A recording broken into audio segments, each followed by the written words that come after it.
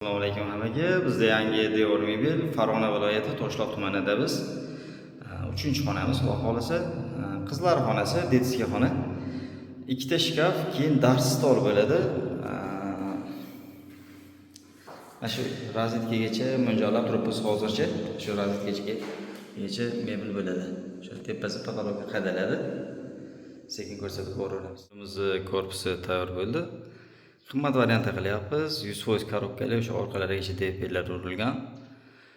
Knijniy zonamiz bor ozgina, stol, o'sha bir kishilik. Garderob bitta kichkina kiyimlar uchun, bittasi o'sha uzun kiyimlar uchun. Tayyor bo'ldi, ko'rsatib boraveramiz. Mebelimiz tayyor bo'ldi. 270 joyga tayyorlangan o'sha bitta dars qiladigan stoli, yonida tumbuchkasi bilan. Tepada o'sha ozgina kitob javon, uni tepasida ham o'sha yopiq qo'yish uchun polkalari bor. Xo'p, bitta uzun kiyimlar uchun garderob.